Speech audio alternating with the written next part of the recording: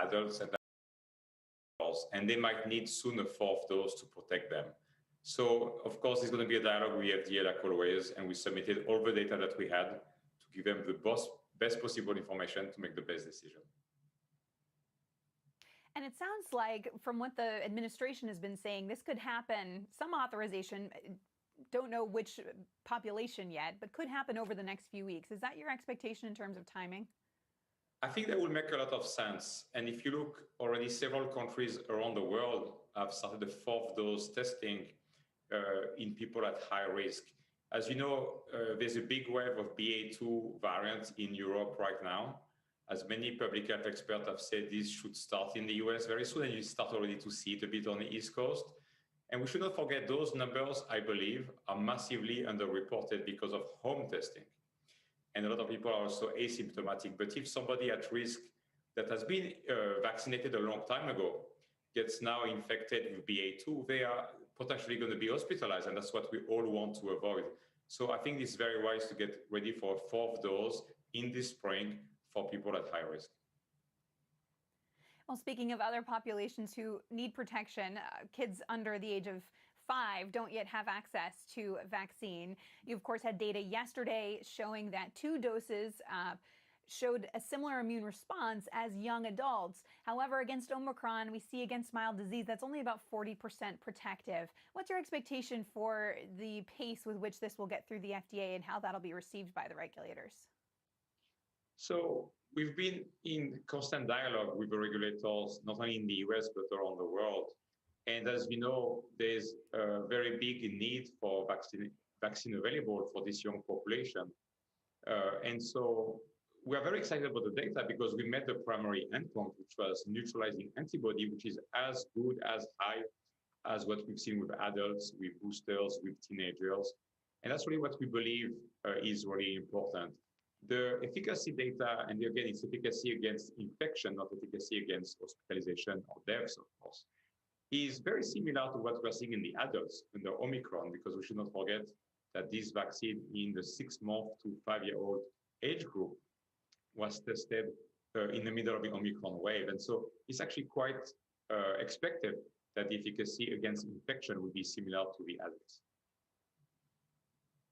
Right, and the hope, of course, is that the antibody protection that you see, the antibody levels, would confer protection against severe disease, similar to what we see in young adults. I also want to ask you about your flu updates. Of course, there's a lot of hope that mRNA vaccines can bring better flu shots. One of the concerns looking at your earlier data is that the tolerability might not be something people want to get every year for a flu shot. How is the profile of that vaccine starting to shape up with more data? Yes, so indeed, we looked at 2 doses in the phase 2 that we are releasing the data today. A 50 microgram, which was the low dose of a phase 1, and the 25 microgram plus, of course, placebo. And what we're very excited about is for the influenza A, which is the strain that leads to 95% of hospitalization. We're seeing an immune response that is consistent with potentially superior efficacy than the traditional vaccines. Of course, we'll have to demonstrate that in the phase 3 study. But we were very excited when we saw the data. In terms of the reactogenicity profile, it is, of course, better at 25 and 50. But I think what is important is for people that are at high risk, those people want to be protected and they care about efficacy dearly. And so we don't think that for this population, it's an issue at all. And of course, your ultimate plan is to combine your flu and COVID vaccines and potentially an RSV vaccine into this kind of trifecta of a respiratory vaccine, which you announced this week.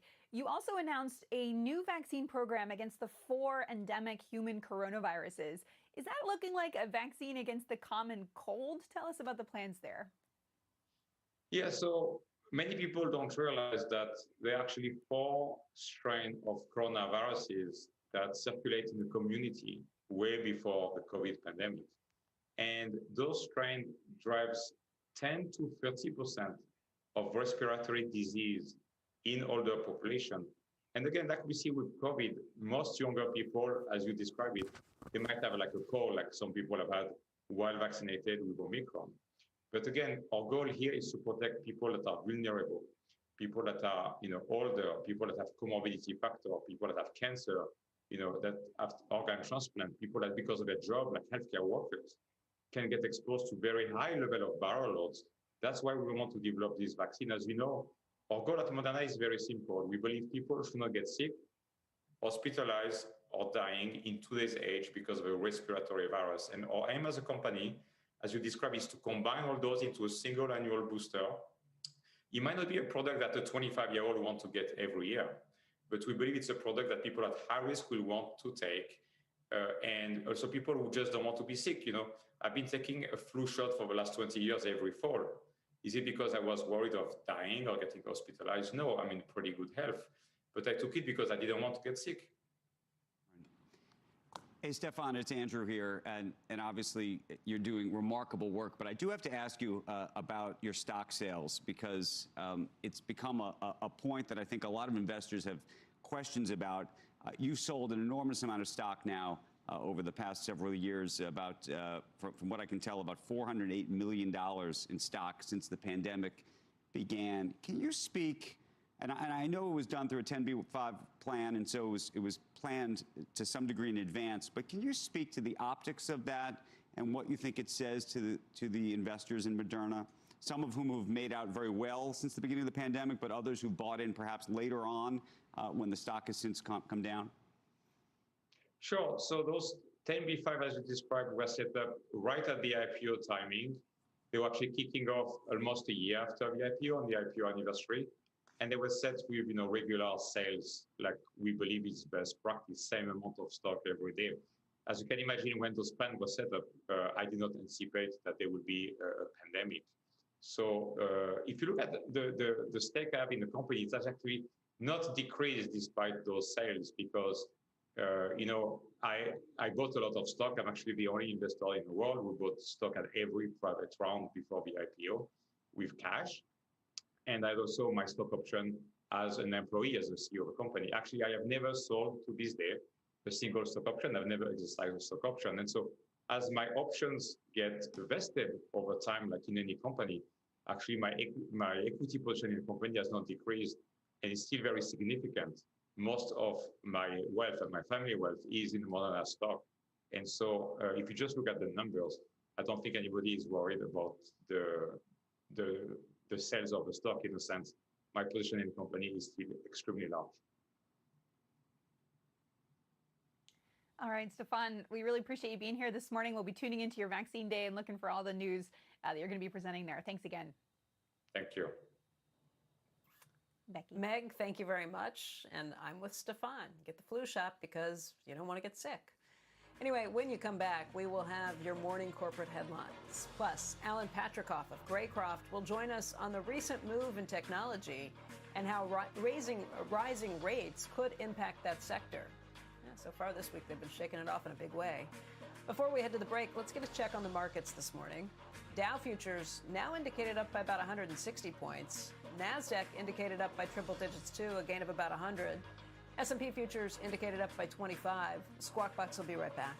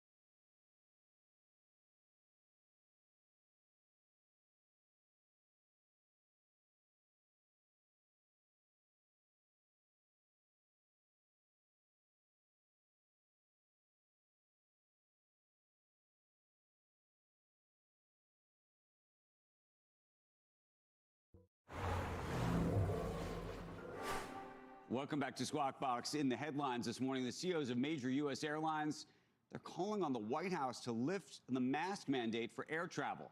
In a letter to President Joe Biden, they say the restrictions don't reflect current conditions. The mask mandate is in effect through April 18th after being extended last month. Meantime, the Russian stock market has resumed trading after a 26-day shutdown amid heavy restrictions.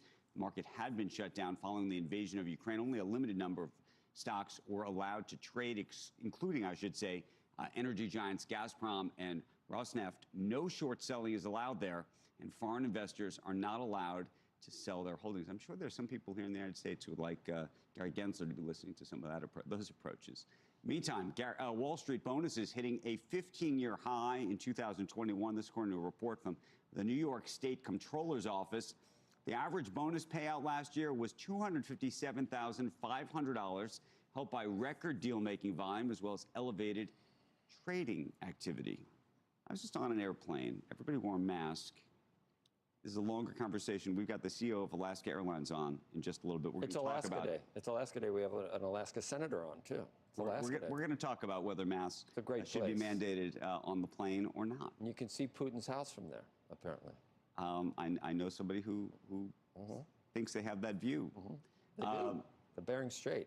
Coming up, Adobe shares were down 9% yesterday after I thought she's on your side. Guidance coming in short of Wall Street's hopes, partly because of the impact of Russia's invasion on Ukraine. Is it a sign the market hasn't priced a slowdown in Europe? John Fort's going to join us after the break. On the other hand, and then later, Alaska Airlines preparing for a pickup in travel this summer. We're going to speak to the CEO about what flying could look like as more people start taking to the skies.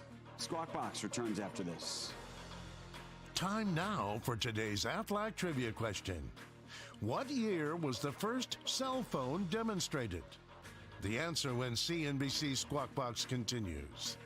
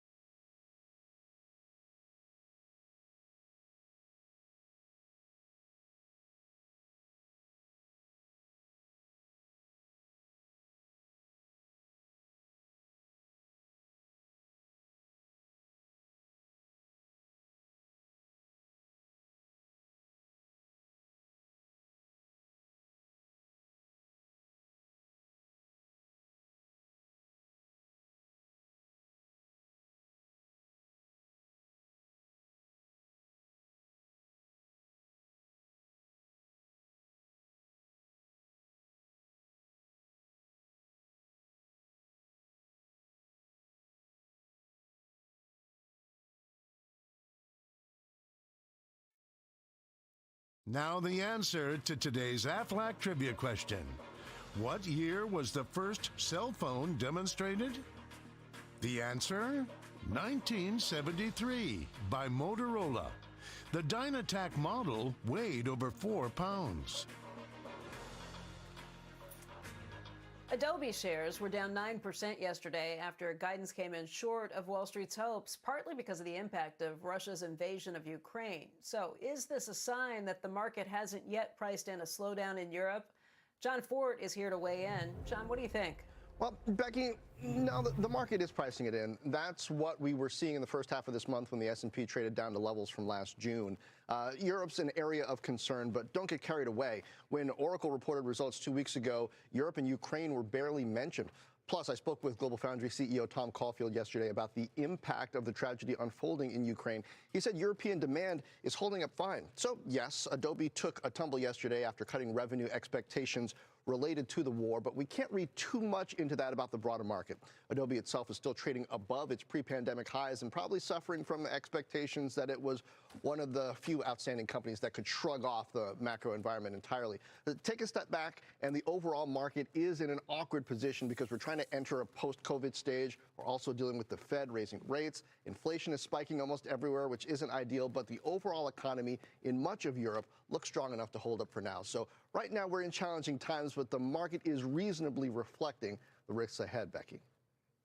Okay, then why did Adobe shares drop so much on these results? Shouldn't investors have known that something like this was coming?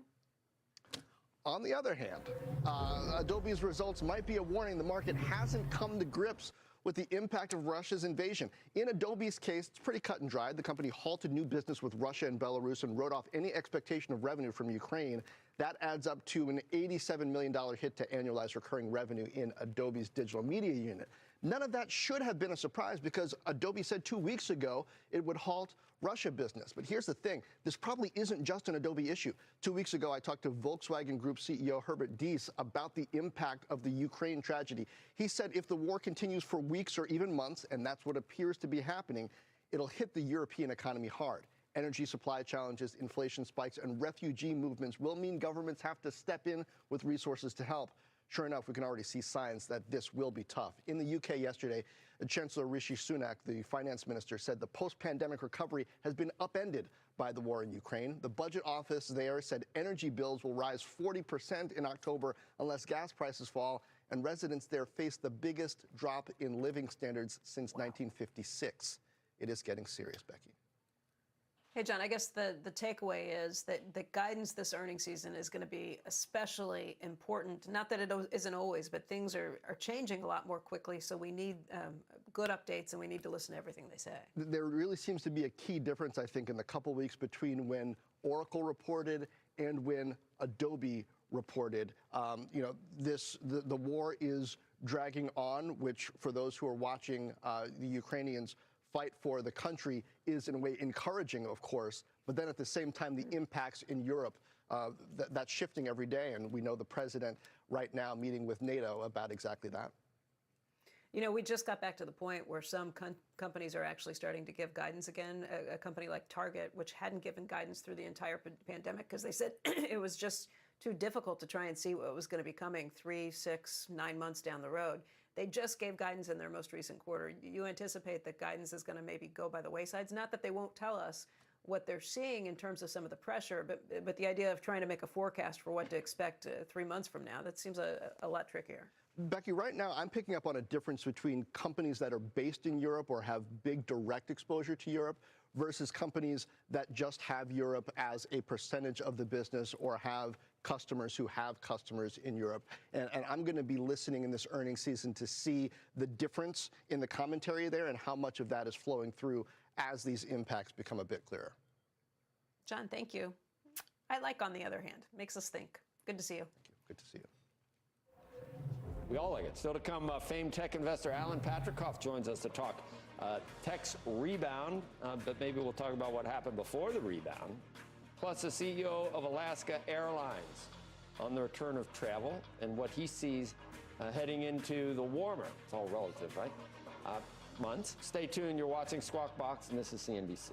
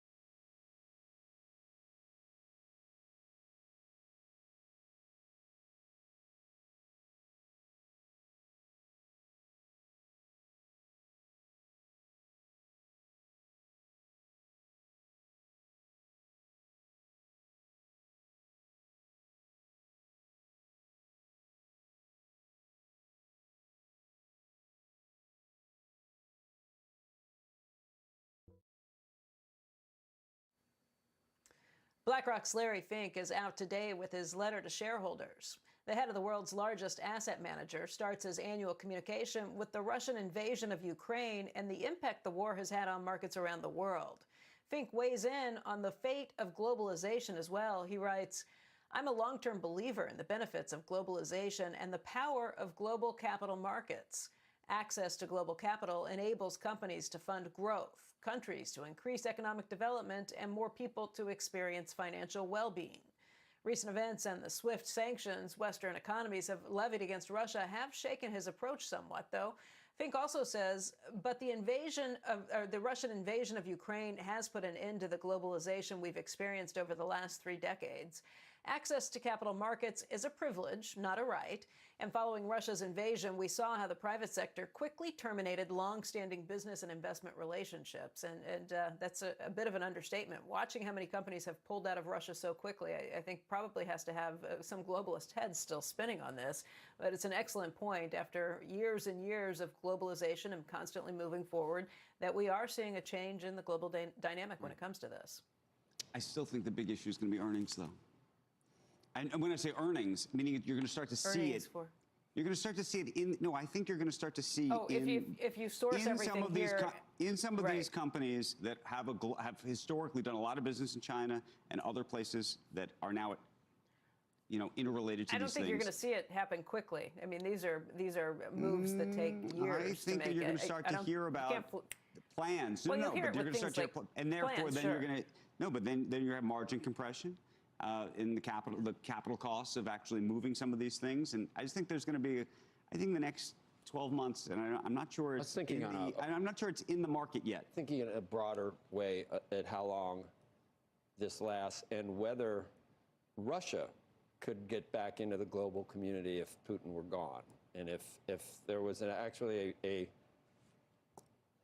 back to Sarah Palin, if there was a repudiation by the people and by the Russian, a different Russian government. People say these other guys, and they've even, they've circled a couple of them who could take over. Right. And they're no better than he is. So, I mean, is it possible? But if Putin's there and this continues, they're never getting back in. This is going to be years of margin compression. That's why I'm saying you're right. That's something to consider. But when do they get back in? And then there's the China question mark. If Russia is such a small part of most of these companies' businesses. That's much worse. Russia's such a small part of these companies' business. I think you were right the last time we talked about this, Joe. The bigger issue is China, right? Yeah. What happens with China? Do we have the same sort of morals and standards, or do we say never mind because it's way too complicated and way too expensive? We've made the point that China was kind of. How do you fly under the radar with what goes on with Uyghurs and Tiananmen Square? And but they managed to. If they go hand in hand with Russia, they can no longer fly under the radar of wherever. No one's pulled out of China. No one said, okay, I'm out of here. If they do this with, if China gave Russia support and weapons, they would. Then what would Tim Cook do? Right, what would Tim Cook do? You'd have to. What would Starbucks do? That's what I mean. They were lucky. They were like, wow, we get away with everything. But they can't do Taiwan now either. After being closed since Russia invaded Ukraine, Russia's stock market, there is the left of it, partially reopened for limited trading. Russia stocks moved sharply overnight. The Moscow exchange resumed trading in 33 Russian equities. Some of the big names there, like Gazprom and Sberbank. Sounds like a LA suburb. Between 3 a.m. and 7 a.m. Eastern. Short selling on stocks is banned, and foreign investors are prohibited from selling stocks or government bonds until April 1st. Yep, April 1st. The MOEX Russia Index jumped sharply after it opened, lifted by sharp moves higher for the oil companies, in Russian oil companies. Much more on the Ukraine-Russia oil and gas prices in just a bit with Senator Dan Sullivan. It's Alaska Day here on Squawk Box. We'll be right back.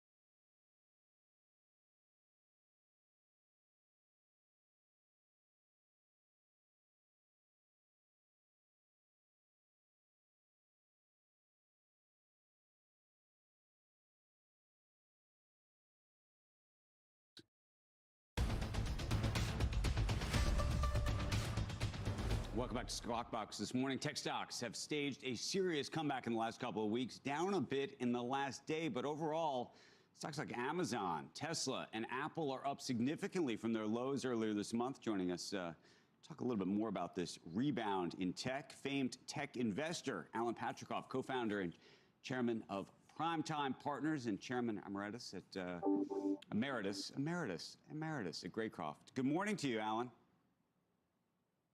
Better improve your Greek or Latin, I should say.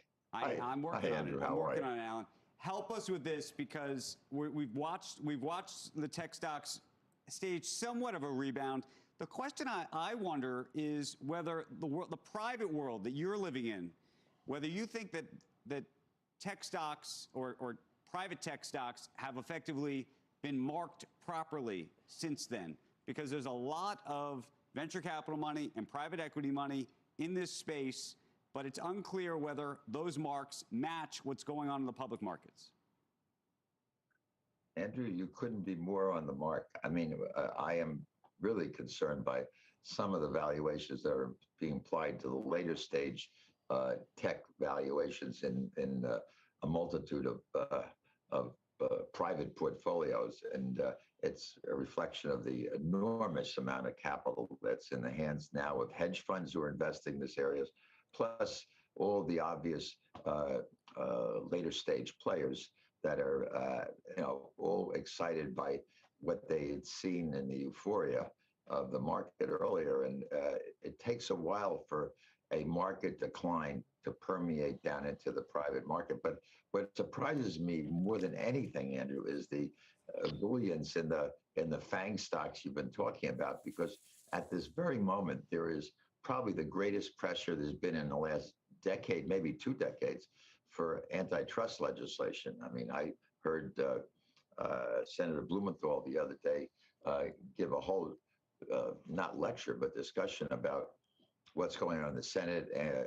Senator Klobuchar, you heard David Cicilline in the House has had an investigation going on for the last 2 years and just came out 2 weeks ago with a 450-page report. And I honestly have read a reasonable part of it. And it's a dramatic indictment of the competitiveness that these companies have. And you would think that there's going to be some kind of legislation, but the market doesn't even care. But Alan, I would argue to you, and you may disagree with me, that wouldn't necessarily be a bearish call on these stocks, which is to say that even if they ultimately are broken up, there might be more value there. I mean, if I told you you could buy one stock today that you had to hold for the next 10 or 20 years, and you couldn't exit it for 20 years, I imagine you'd still buy something on that one of the FANGs. Wouldn't you buy Microsoft or Amazon? Yeah, well, Microsoft isn't actually in the FANGs, but That's true. Amazon now has such a large percentage of the online retail and such a large part of overall retail in this country. And I don't know. Yeah, I understand your argument, but it flies in the face that, our antitrust legislation is so outdated. I mean, going back to the late 1800s and the early 1900s. And even though we passed things like the FTC and the Robertson patent, I'll give you an interesting point out, which I didn't realize till reading this. There have been over 500 acquisitions by these companies in the last 10 years, maybe it's less than 10, and only 3 have had any questions about it. They just all went through automatically. If that whole approach changes, I mean, it will change the dynamic of that business somewhat. I mean, it's got to, whether it's broken up or whether they shift and spin out activities, or most importantly, to me at least, the way they solve it is to make the data available in a ubiquitous way so that people have access to the same data at the same time. That would be a step forward, but there's a lot of attention going on. Hey, Alan, what do you make of all these public companies? I'm thinking of some of the SPACs and some of the other companies that have come public that are going to need capital. They're going to need money in the next 12 months. They're going to need money in the next 2 years. Who's going to buy all of them? Are the people going to pick them up? Is there going to be a private equity feeding frenzy? Is there going to be a venture capital feeding frenzy? What's going to happen? Well, you're now shifting to another entirely different subject, which is SPACs. I mean, the SPACs, as you know, They go out, they get a pipe, they post their long letter classifications, and then they go out and on 100.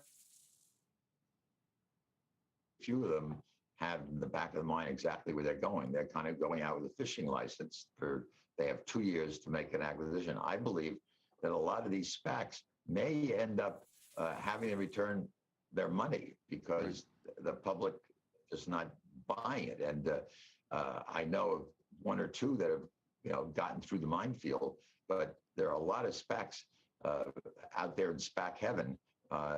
And the substance behind them is really, it was a great money-making opportunity if you could, sell a SPAC, raise money from people, get these well, it's less outrageous than it was, but outrageous carries, and go fish. But whether they're going to buy substantive companies or they're just going to be at the end, at the 22nd month, you get pretty desperate to buy anything. So I think it was always a precarious area, and I think it's something to be concerned about now. SPAC heaven. I think there's a movie in that. What would we like to I just invented that. I just came up with that one. You want to talk about? We always appreciate your perspective. Well, I do, and we're going to have you back. I wanted to mention, actually, that you've got a memoir coming out about your 50 years in venture capital that's coming out this spring that I'm very excited about. You can see my assistant made a sign behind me to announce the book coming out, No Red Lights, which is coming out on May 3rd. You can pre-order it on Amazon. That's a pitch. I hope we can talk about the book sometime. We are, and you're going to come on back, and we're going to have a big conversation about that. We appreciate your time this morning very, very much, Alan. When we return, the CEO of Alaska Air, Ben Minicucci, will join us to talk about the company's plan to expand its fleet and offer more flights as we head into the summer months. He will join our Phil LeBeau right after this break. And later, President Biden and NATO leaders gathering for a high-stakes meeting about Russia. We'll have the latest from Brussels and bring you updates. Squawk Box will be back right after this break.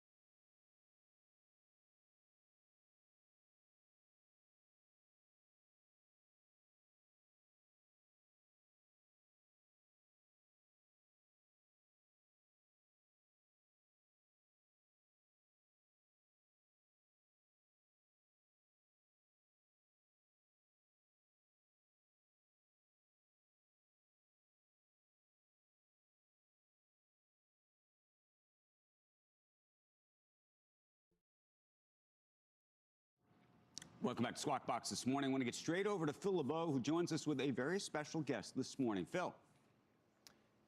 Hi, Andrew. Thank you. I'm going to be bringing in Ben Minicucci, the CEO of Alaska Airlines. You just put out guidance within the last half hour. Essentially, for 2022, you're going to be lowering capacity, seeing increased costs because of jet fuel. How high do you expect jet fuel prices to be for the rest of 22? Do they stay at this level? Well, Phil, as you know, 25% of our cost structure is fuel. So every time for us, fuel goes up by 10 cents, it's a $75 million impact to the bottom line. So fortunately, we're hedged. 50% of our fuel is hedged at about $70.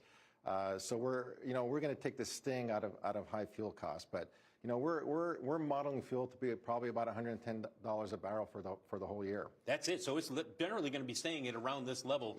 That's your expectation. It is our expectation is oil is going to stay high, and fortunately, we've got a business model and a hedging program that again can withstand it. So we gave guidance this morning that we're going to be profitable even with the higher fuel costs, probably for the year with a pre-tax margin in the 6 to 9% range. Higher ticket prices, that offsets this a little bit. How much higher do they continue to go? Or do you look at this and say, we're going to see the peak here in the next month or two? I think that's our sense, Phil. You can only increase ticket prices so much before demand starts to trail off, so we got to be careful. Fortunately, for our business model, we got a low-cost business model. We're hedged, so we're going to try and really moderate, the level of ticket prices. You, along with other airline CEOs, sent a note to the White House last night, a letter to the president saying, get rid of the mask mandate. It's supposed to be in place through April 18th, but you want it to be gone immediately. How much resistance are you noticing from passengers now who are saying, look, it's gone everywhere else. Why should I be wearing it on a plane? Phil, it's a great point. When the outside world, when masks drop from the outside world and they come into an airport environment or onto an airplane, it's tough for them to make that transition. So we're making the request to have the mask removed on April 18th. We're trying to follow the science. The air on board the airplane, gets recycled every 3 minutes. We have HEPA filters. So we believe it's going to be safe, especially with the level of infections across the country. Are you noticing people who are now saying, I'm going to hold off booking a ticket until this has gone away? Or do you look at this and say, it is what it is through April 18th? I think we're seeing bookings are strong, Phil. We're seeing our load factors are strong in March and through April. So we're seeing strong bookings. So that hasn't had an impact at all. Ben, Becky has a question for you. Yeah, Ben, just wondering, in terms of demand, hi, Ben, good to see you. In terms of demand, just wondering, do people want to go to Florida and California and warm places, or is this demand everywhere? We're seeing strong demand, Becky, across our entire network. Leisure for sure, but we're seeing business bookings come back. So for the first time, we're seeing business bookings over 60% of what we were at 2019 levels. So it's looking strong across all our markets. So I wanted to ask you, just speak to the whole issue of masks, in part because, all these airlines took money from the government and taxpayers along the way. What is it this time that's changed your mind in terms of actually pressing to remove masks at a time where, a month or two you didn't want to?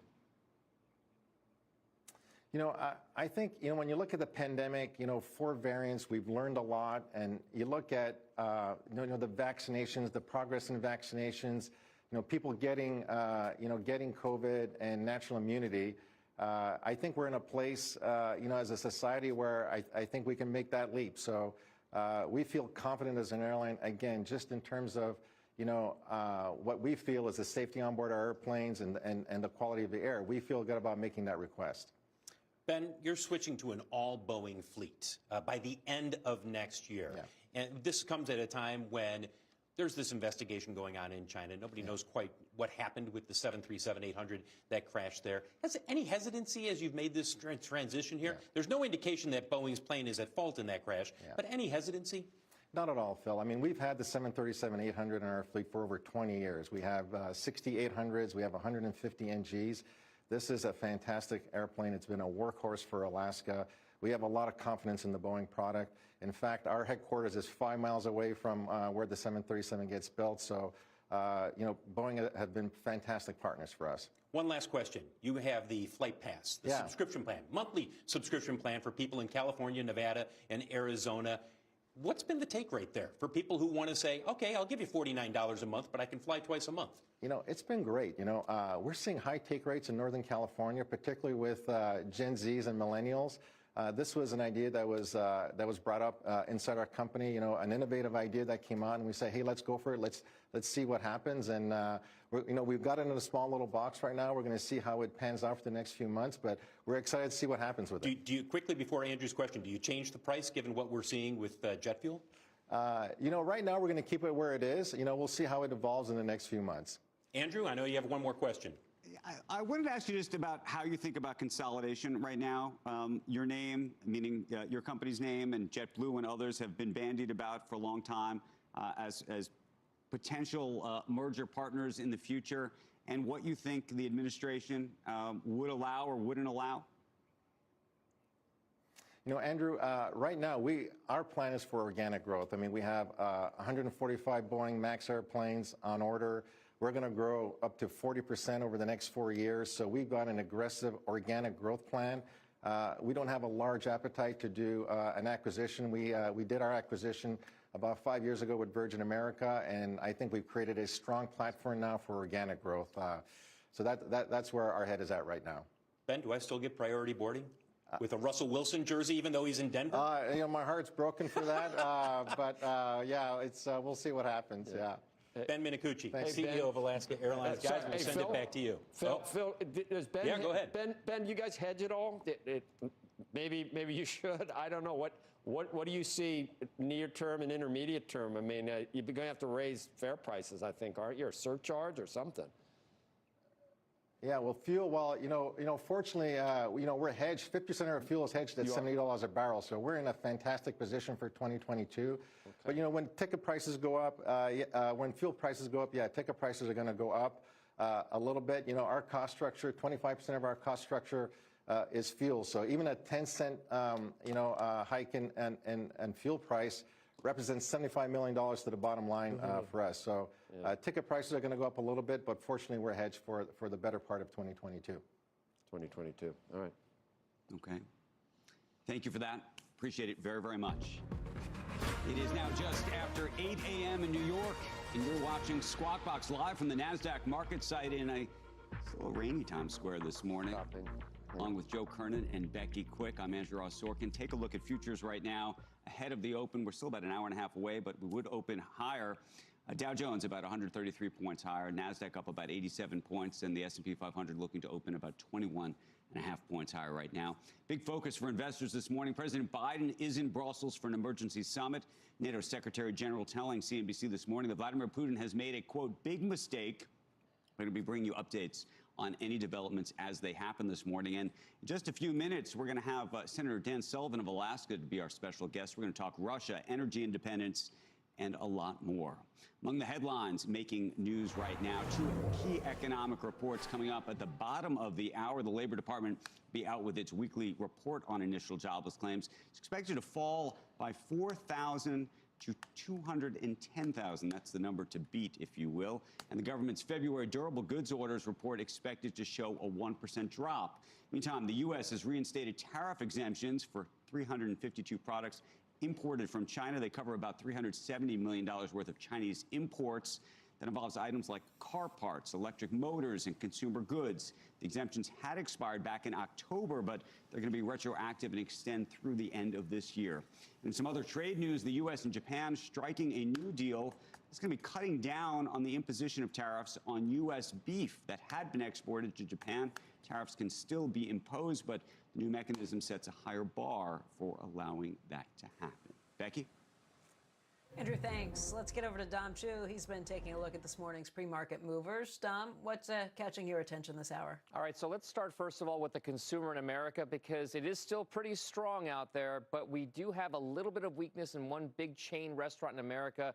That is Darden Restaurants, the parent company of Olive Garden, Longhorn Steakhouse, and others. We're down about 1.5% in the pre-market trade. It's been roughly flat over the course of the last year. Darden Restaurants reports earnings and sales that both fall shy of analyst estimates. It also cuts its full year 2022 profit outlook and guidance. What's interesting here is that same-store sales grew pretty well, but just below estimates, driven in large part by a lot more sales growth at established store locations for its luxury or high-end part of the market. That includes the Capitol Grill. So Darden Restaurants, certainly a focus here in the pre-market trade. It will be an S&P 500 mover. Also watching what's happening with the non-S&P 500 stock in electric vehicle maker Nikola. It's up about 17% right now in the pre-market trade. After the closing bell yesterday, Nikola confirmed that it had started production of its commercial electric vehicle on March 21st, so last week. That is helping to drive some of those shares higher, so we'll keep an eye on Nikola Corporation. Still, though, down about 24% over the course of the last year. And as we do often in this hour of Squawk, a check on the most popular tickers that viewers and readers have searched on our website, cnbc.com, from yesterday's full session. I will point out that the 10-year note yield remains in the #1 spot, but some of the other highlights, Tesla up 1.5%, GameStop, we're seeing a 5% drop there after 7 straight days worth of gains. WTI crude still in the top 5, Adobe and Apple in the top 10 as well. And by the way, the rest of the top 10, highlights from the top 50, Joe, on my Twitter feed at The Domino. I will also point out, Joe, interestingly enough, the 10-year, the 30-year, the 5-year, and the 10-year, 2-year spread have all now shown up in the top 50, so a lot more focus on that big interest rate trade, Joe. I'll send things back over to you. Can you imagine that? Yeah, the 10-year, 2-year spread showing up as most searched. We have the best viewers. And the 5-year now as well. On TV. Yeah, no, don't forget the 5-year. Right. No, I would never. Thank you. Thanks, Dom. Sure. All right, I'll see you later. Coming up, President Biden in Brussels this morning, meeting with other world leaders amid the Russia-Ukraine war. We're going to talk to Senator Dan Sullivan for the latest out of Washington and what to expect. But we don't want you to miss another interview we have coming up. This should be good. Union Pacific CEO Lance Fritz is going to talk about surging oil prices, transportation stocks, transportation average, supply chain issues, and much more. Fuel costs, everything. Stay tuned. Squawk Box will be right back.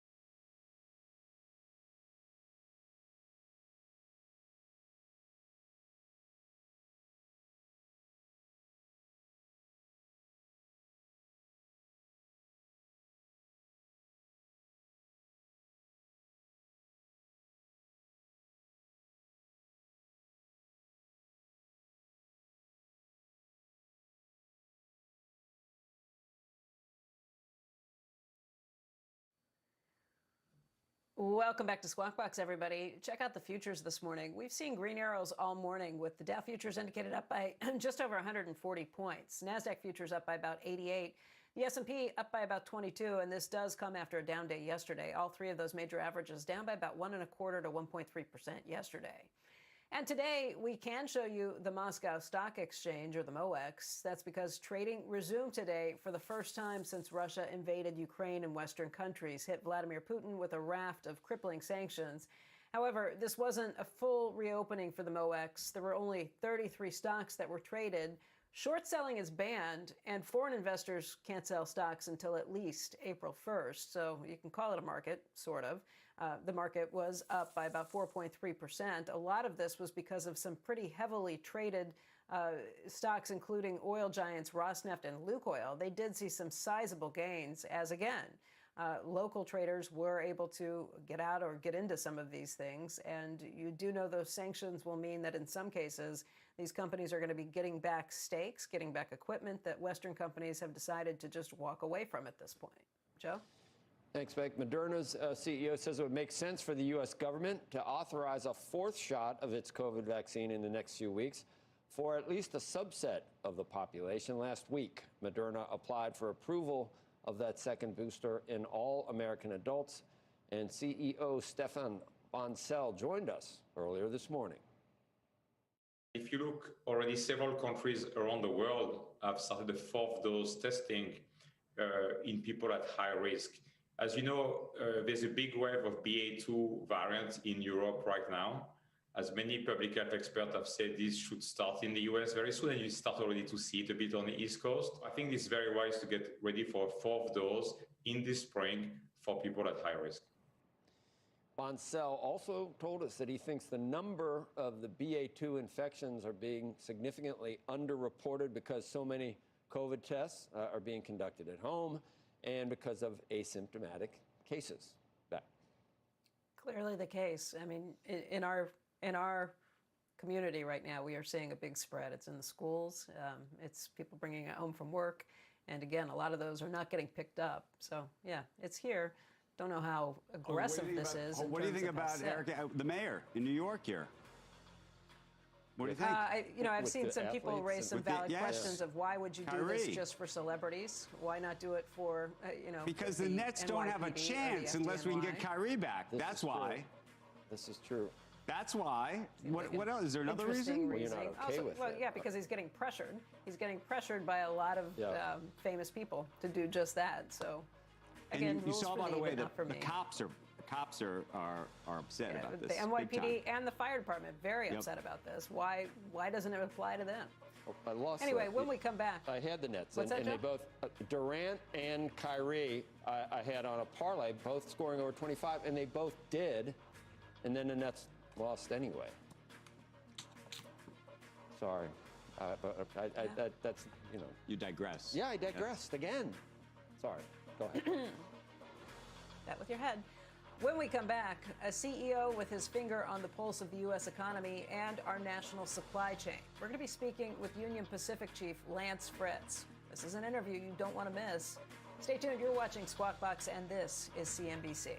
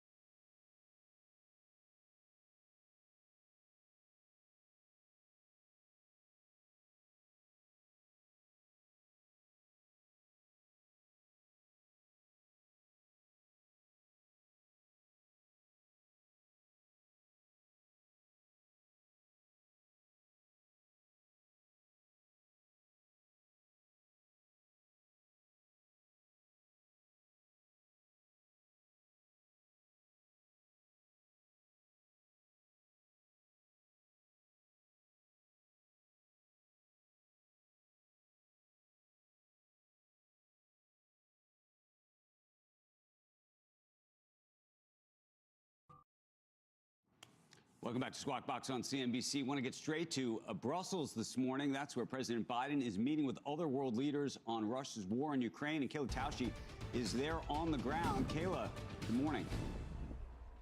Good morning, Andrew. President Biden just concluded a bilateral meeting with NATO's Secretary General Jens Stoltenberg after Biden this morning told the NATO alliance, according to a senior official, that the U.S. supports adding more troops on NATO's eastern front. Earlier today, President Zelensky of Ukraine accused Russia of using phosphorus bombs, but did not provide evidence of that. And while he did not ask for a no-fly zone or for admission to NATO, he did repeatedly ask for military planes and tanks, and says Ukraine cannot defeat Russia without them. A U.S. official tells reporters that there are currently discussions to send Ukraine anti-ship missiles. We will see if that deal gets finalized. Western leaders are expected to announce new sanctions on Russia later today, and tomorrow a plan to ship more natural gas to Europe. UK Prime Minister Boris Johnson says the sooner Putin begins to feel even more financial pain, the sooner the war will end. The Kremlin today confirming Russian billionaire Roman Abramovich played a role in the early stages of ceasefire talks with Ukraine, but a Kremlin spokesman says now the countries are handling their own negotiations after reports that Abramovich was excluded from U.S. sanctions because of this role as mediator that he had been playing. As the war now enters its second month, NBC News reports that the U.S. will announce a plan to accept 100,000 Ukrainian refugees. The United Nations says 3.5 million Ukrainians have fled their country. Guys. Hey, Kayla, we got to run, but is this the Russians effectively throwing Abramovich now under the bus because he wasn't sanctioned? Because effectively what they're effectively saying, I think, is if he's no longer playing mediator, maybe they should take his stuff? Perhaps. I mean, there are now many reports out there. So the Kremlin was responding to a question from a reporter about the role that he had played and suggesting that he is no longer playing that role anymore. The Wall Street Journal report suggested that the discussion between Biden and Zelensky on Abramovich took place several weeks ago at an earlier phase of this, so it's unclear whether the Kremlin is accurate in that assessment. We do know, of course, that the UK has included Abramovich on its sanctions list. Of course, he has a lot of property there, so there has not been a united strategy on how to tackle his assets specifically between the allies, but we'll see whether that changes in the next few days. Okay, Kayla Tausche in Brussels, thank you. Let's talk more about Russia's influence over energy prices. That's one of the most important undercurrents to the talks in Brussels, and really, whenever we talk about the war. I'll ask a Republican, Senator Dan Sullivan, joins us now. He serves on the Armed Services Committee. And one of the first things you say, Senator, is that from day one, the White House has been focused on killing the production of American energy. And I will grant you that the rhetoric was there, and even before President Biden, before the election, when he said, I will kill the fossil fuel industry. There was the executive order in January of 2021 that outlined things. But that's a lot of rhetoric. You're in Alaska, where this is a major export. Specifically, what has the Biden administration done in terms of permitting or leasing or pipelines? Concrete examples of what the Biden administration has done that you feel has made it harder to produce. Well, Joe, thanks. And you mentioned it, Joe Biden, when he was on the campaign trail, said he was going to end fossil fuels, and I think they've actually really tried to do that. Let me give you a couple examples. You mentioned there was, right when they came in, day one, there was a 60-day moratorium on anything, and I mean anything, with regard to federal lands. All stopped. 60 days after that, the Assistant Secretary in charge of Lands and Minerals said that any application to drill, these are thousands of permits to do the basic work on leases, which have been traditionally approved at lower levels in federal government officials in Alaska. This Assistant Secretary said she has to approve everything. Right now, there are 4,600 of these applications to drill stuck in the headquarters of D.C. When Joe Biden says he's going to do everything he can to help limit energy prices, This is exactly one of the examples. They should get rid of that memo, that authority right now, and start approving these applications to drill, over 4,000 of them. So that's one big thing. And then at the national level, Joe, and you guys see it, you know, in order to get the nod to be a federal regulator, think about it. You have to commit to the holy war against energy. Think about the nominees they put forward for comptroller of the currency, for the Fed with Miss Raskin, the SEC chairman, even the FERC. They are all putting out rules that are anti-energy. This, of course, hurts investment, and it sends a signal that the federal government doesn't support energy production. So it's a huge issue, and from day one, they have been focused on killing energy infrastructure, production, and I'll say one thing, they're getting a big assist from a lot of our woke and I think weak financial institutions. We just had an announcement recently from AIG. They said, we're not going to invest in America's Arctic. Well, that's Alaska. Here's a company that's been helping prop up the Chinese Communist Party for decades, and now they're blackballing investment in Alaska. So AIG is ridiculous. AIG is a public company, but it's in it's the free market, what AIG wants to do. Of course it's the free market. But would you say that they're responding to pressure from the government to enforce this ESG? So where is it actually coming from? If it's just AIG, they can do whatever they want. And if an oil company decides they don't want to drill, they can do it because they don't think they can get their money back on it or it's not feasible. You could make an argument that those are market forces. But then again, market forces are only as good as the regulations and the government oversight that are controlling. We've seen so many examples in the past how government can screw up free markets. What do you think it is? Well, I think it's a combination of several things. Like I said, the federal regulators that the Biden administration has put forward, a lot having to do with finance, right? Comptroller of the currency, SEC chief. They're all putting out signals. I mean, heck, some of them are just blatant. We want to bankrupt America's energy companies. That's what Amarova said before she was yanked as comptroller of the currency. You know, you guys did a lot in terms of what Raskin said. No, they didn't get the job, but they're sending the signal. But let me continue. It's John Kerry and Gina McCarthy going to American financiers saying, hey, don't invest in American energy projects. I know for a fact that some of our recipients of American LNG, like in Japan, have been told by Kerry and others to be careful on buying American LNG. And then, of course, it's the whole ESG movement, which, again, you're right, Joe. AIG can do whatever it wants in terms of a free market, but I will tell you this, the American people are getting sick of it. Congress is getting sick of it. When they see companies like that having no problem investing big money in China, propping up the Chinese Communist Party, and then they're going to blackball American workers, Alaskan workers to produce American energy. You know, there's going to be a reckoning here, and it's a problem. I'm not going to disagree with you. I actually think there is going to be a reckoning here, but I think the reckoning might be a little bit different than how it's being described. The first thing, and just contextually, oil and gas companies effectively realized in the past decade that they couldn't invest because it didn't make sense. The economics of it didn't make sense. That's not to say that this administration is somehow favorable towards the oil and gas industry. It is not, because they're trying to be favorable towards cleaner energy, and clearly the transition is becoming a problem, and I think people are realizing it's becoming a problem pretty quickly. But that isn't to say that we should give up on that either. And so the question is, what does that middle look like?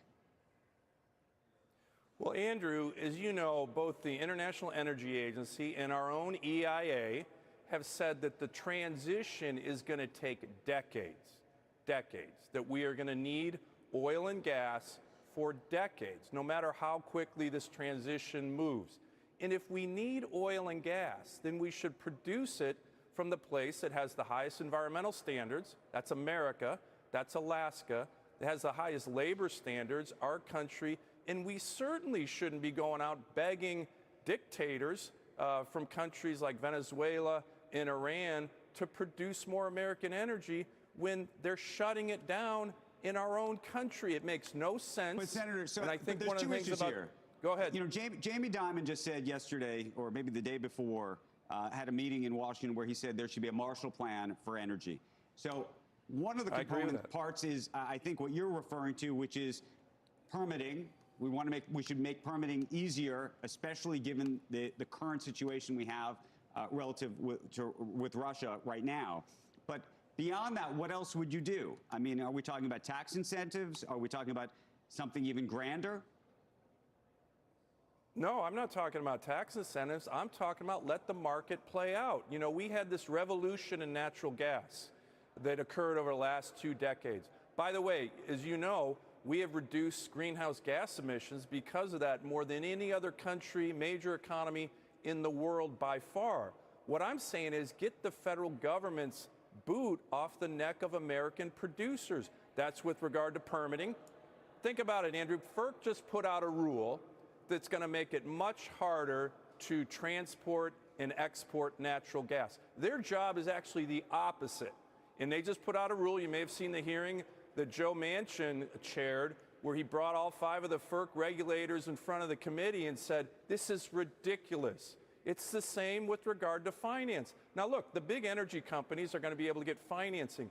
But what I see in Alaska is smaller, independent companies who have come to me saying they can't get financing. And I think this is due to a lot of pressure from federal regulators and this administration's pressuring of American financial institutions.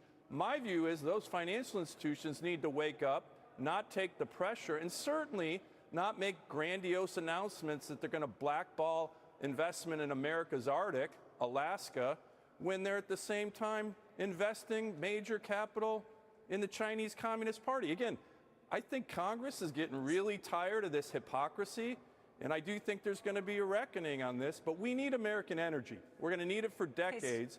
We should have the federal government help us produce it, not try to kill it, which is exactly what this administration has done in year 1. Senator, I have to say, I hear you on everything you're saying on these points, but I think a huge reason that you don't see some of the big companies investing at this point is because there's no rules of the road. There's nothing that tells them that an investment they make today is going to be worth anything 4 years from now, 6 years from now, 8 years from now. And you can't make billions of dollars worth of investment when you know that the 2 parties can't agree on things, and so it's going to get torn up every 2 to 4 years. Is there any chance that in Washington there could be some sort of central movement? And I think this is what Jamie Dimon was talking about when he was talking about a Marshall Plan. Let's get a plan in place that doesn't get ripped up because a different party comes into power. How do we lay things out so that public companies can feel very comfortable investing billions of dollars and not thinking it's going to be lost? Becky, you're making a great point, and I agree 100% that it is every election seems to have a different approach. But I would say the Biden administration's approach has been particularly egregious. You know, producing American energy independence has been a bipartisan goal of administrations, you know, dating back to the end of World War II. Even President Obama was very supportive of natural gas. So I think what we need to do, particularly now, in this new era of what I call authoritarian aggression, led by Xi Jinping and Putin, is to recognize one of our great strengths is American energy. It's also American natural resources. Senator, it's also critical minerals. Senator, what do you tell the investor class, though? Both the private investor class, and by the way, I'd mention, I don't know if you saw the news overnight, Chicago's council banning city investment from oil and gas firms. So you have pension funds, sovereign wealth funds, and then private funds around the world that effectively are saying, we don't want to invest in this stuff. What do you do about that? Well, look, I think that's a small class of activist investors. Matter of fact, I'm meeting with Larry Fink in a couple hours in my office, and I think that the whole ESG movement is not reflective of what the average American wants. Let me just give you, there was a poll recently, I think it said 65% of Americans think we should be producing more oil and gas. And again, I think the average American understands that when you restrict the production of American energy and make it harder to produce, the results are very predictable. What are they? Higher prices at the pump, which are hurting working families, laying off American energy workers, and empowering our adversaries. And oh, by the way, as I mentioned, we have the best record on the environment for producing energy than any place on the planet. If we need energy, we Senator, should be all producing this it may here. Be true, but you have Larry Fink is building a whole series of funds and marketing funds that effectively exclude these kinds of companies. There are now dozens of firms that are doing the same thing. Well, look, I mean, one of the things I'm going to talk to Larry Fink about is legislation I'm getting ready to introduce that would take away passive investor firms like his and, you know, BlackRock, State Street, Vanguard. Look at the amount of capital and shares that they control. It's well over $15 trillion. So you're going They actually after don't him. do What any you want management. What do you want to do to him? Or I'm going to to just say BlackRock? I'm just going to say they shouldn't be able to vote those shares. This is just the next step in Dodd-Frank. You guys might remember when Dodd-Frank made it so that broker-dealers didn't have the right to vote what was called in stocks that they held in street name. Why should these three companies that have monopoly power be able to vote all these shares? I think for the investors, and the truth is that most retail investors don't vote their shares. I mean, that's the sad reality. I think we should make it clear that the retail investors, the people they hold the stock for, should have the ability to vote the shares. It's distorted the market, as you guys know, tremendously to have these three companies with massive, massive power. You know, they have 88% of the S&P 500. Those three investment firms have the highest amount of shareholdings. That is a distortion of capital markets, and I think that it reflects on the energy policies that we're talking about that are not supported by the average American. We need American energy, and we shouldn't have a few Wall Street firms saying we don't. So this is a big issue. You guys are raising important questions. Yep. But to me, what we need to do is produce American energy from our own country, and we're going to need it for decades. Wow, that's good. Good luck. That's interesting. You're going to see Larry later, and that is a real issue about you know, voting in his sort of his own personal sort of feelings on a lot of this voting, massive amounts of shares. It's very interesting to be able to do that. I would just say, Senator, just be very glad that Larry's on the morally right side of all these issues. So think if he wasn't, then it'd really be a problem. So just thank your lucky stars that he's right about all this stuff. Senator Sullivan. Yeah, well, we'll see how morally right he is on a lot of this. Well, I'm not so sure. I mean, at least he may know nothing, but he's certainly not in doubt of the virtue of doing this. Thanks for your time. We'll see you. We should be moving towards a more clean energy. I think that there's no, I mean, you're debating it, but I'm not sure many others are on that front. It'll take some time.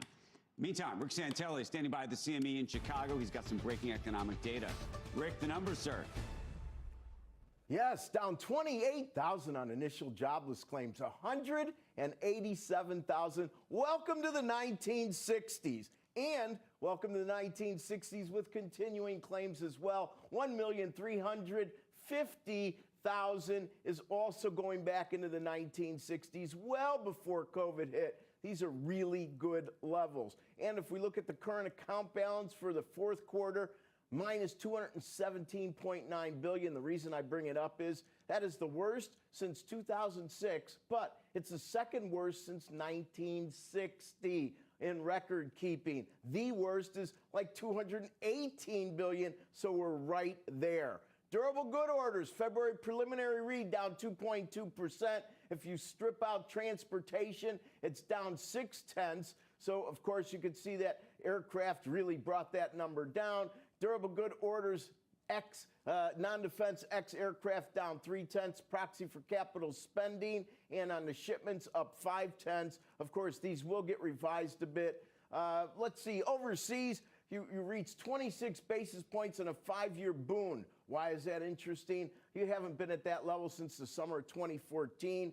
Actual 10-year boons around 53, highest yield since October of 2018. And of course, yesterday's activity was very counterintuitive, the way stocks, especially treasuries, acted. But then again, many traders are trying to get the jump on some of the quarter-end adjustments that large pension funds make, of course, when they want to bring back balances. When something's rallied a lot, they sell it. When something breaks a lot, they buy it.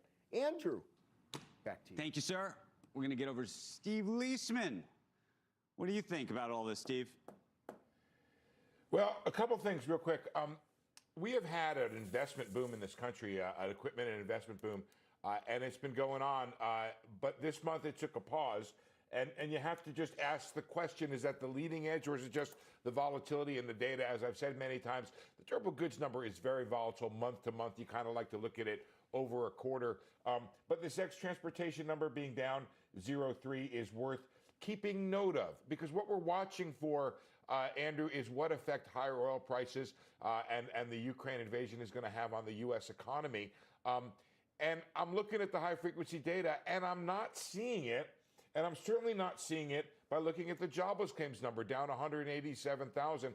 I don't know if there was a single quirk in there. Maybe a single state did something weird, but it's still been down, as Rick said, back to the 1960s. So for the moment, it may be one of those things takes time to show up. But the big issue here, Andrew, and I think you've been covering this here, is that what has happened, if there's a decline in goods purchases because the people paying more for gasoline, well, that's being overshadowed by this return to travel that's out there. You had the Alaska Air President on earlier this morning, and he was saying that he's seeing the bookings, he's seeing people still traveling. So we're just not getting a read here that shows there's a fall off in the consumer because of this. So we're just following it, and we're going to have to watch the high-frequency data over time to see if it does show up. Mr. Leisman, thank you, sir, for that analysis. Appreciate it. Bex, over to you. Thanks, Andrew. When we come back, inflation, skyrocketing fuel prices, and a delicate U.S. supply chain. Our next guest gets to deal with all three of those issues every day. In just minutes, we're going to be speaking with Union Pacific CEO Lance Fritz. Stay tuned. You're watching Squawk Box, and this is CNBC.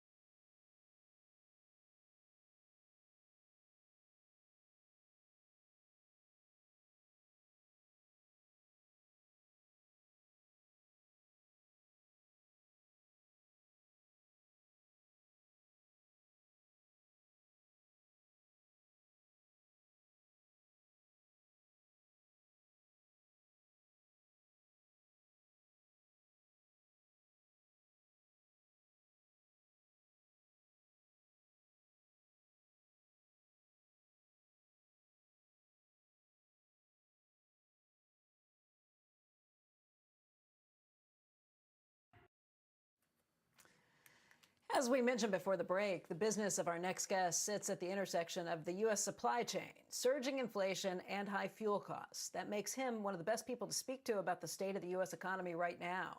Joining us is Lance Fritz. He is the chairman, the president, and the CEO of Union Pacific. He is also the chair of the Business Roundtable's Trade and International Committee. And Lance, it's great to see you today. There are a lot of things I'd like to talk to you about, but I think you have a very good idea of what's happening in the U.S. economy right now. We are concerned about inflation, but the economy seems to be booming. Is that what you see? Becky, first, thank you very much for hosting me this morning. And yeah, the economy feels very strong to us broadly. There's a couple of sectors that we serve that are a little weaker year over year, but they're for very specific reasons, like the automotive sector and the chip shortage. Absent that, it looks like the rest of the economy, the consuming economy, as well as the industrial economy, is on pretty strong footing right now. Let's talk about a few other areas. One would be grains. I mean, that's a huge issue, given what's happening in Ukraine, and that Russia and Ukraine provide something like 30% of the world's grains when it comes to these issues. What are you seeing with grain in the United States? Is it changing in terms of where it's being sent, or just pricing? How does any of that impact what you're seeing? Yeah, Becky, there's clearly an anticipation in the coming season that it's going to be gangbusters for U.S. demand. You mentioned Ukraine, and let me just start by saying how deeply the hearts of Union Pacific employees feel for the people of Ukraine who through no fault of their own, have an aggressor waging war on them. And we all see the same images that you see. They're just miserable. And it's going to have a real significant impact on global grain markets. In addition to, I think Brazil's been having some struggles with its weather, and you add those two things together, and I think U.S. growers are anticipating a really strong season once the harvest starts showing up in the back half of the year. You have a surcharge that went on, I think, starting March 13th, so earlier this month. It could go up to $4,000 per container. Is that because of fuel cost? Is that because of a shortage of intermodal availability? Is that because of higher costs you're facing because of labor? What is it? Yeah, Becky, we use surcharges on boxes, intermodal boxes, as a way to make sure that the boxes are going to the places where we've committed them. So if you're in our MCP program, which is a mutual commitment program where customers have provided us with assurances of demand through the year, and we provide them with assurances of box availability, you're not seeing a surcharge. But if you're not in that program, you're seeing a pretty significant one, and it's to make sure that the boxes are available for those who have committed volume on a ratable basis through the year. It's an indication, part of demand for sure, and part that the supply chain's still not yet purely fixed, right? We still have driver shortages, we still have labor shortages in warehouses and in transloaders, and that's still causing extended street time for boxes.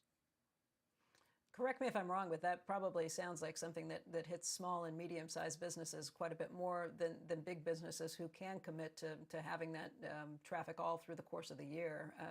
I'm just kind of looking at this because it seems to me that small and medium-sized businesses have a lot more to deal with than big companies who are able to negotiate with their suppliers just because of the volume they have. I think that can be true, Becky, and it's not just things like a box surcharge.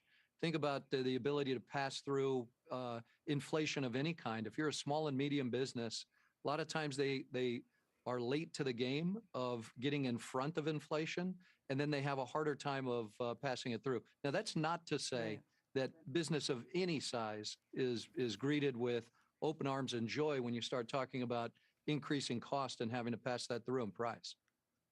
Sure.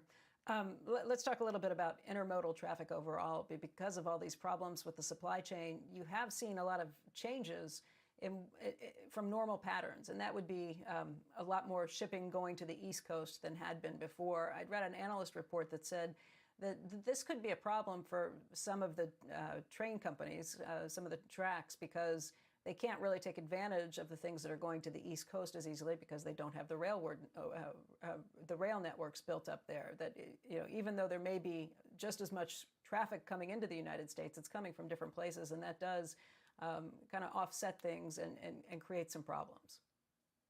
Yeah, Becky, there's a number of things going on in the overall trade flows, and to your point, part of it you're seeing in a transition of volume that's showing up on East Coast ports like in Savannah or in Florida or in Charleston, where they're at record levels.